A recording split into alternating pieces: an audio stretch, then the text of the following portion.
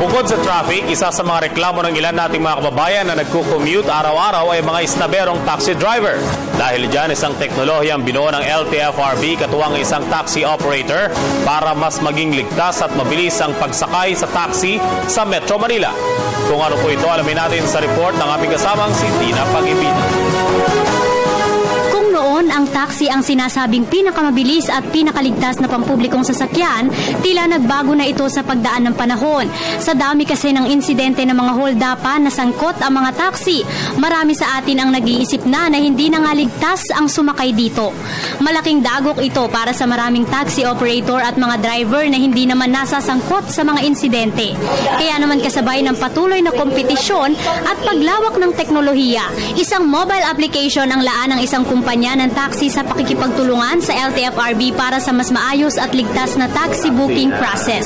For the LTFRB naman o the DOTC, yun nga, makikita nila yung road data ng mga taxi kung nasaan, pwede na sila makapag-decide kung kulang na ba ang prangkisa, mag-release ba sila, or enough pa na i-sustain yung demand ng publiko.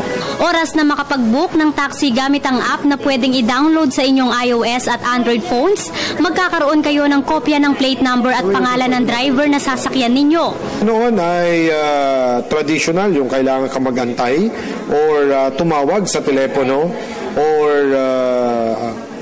mag-text sa kanila, no? So this is the first time that a local operator is using isang makabago at very convenient way of booking a ride that will be very convenient for all para sa kanilang mga transportation requirements. Maiiwasan na rin umano ang pang-hold up o carnap sa mga taxi sa tulong ng device na konektado sa metro ng taxi.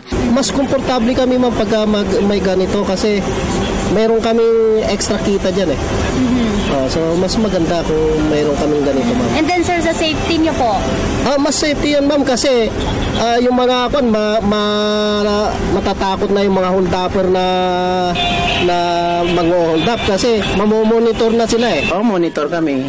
Saka iwas na rin siguro sa mga hindi magagandang loob. Iwas manong isnabero na rin ang ganitong proyekto. Sa ayaw kasi o sa gusto ng mga driver, kailangan nilang isakay ang mga pasahero dahil namomonitor sila ng kanilang operators.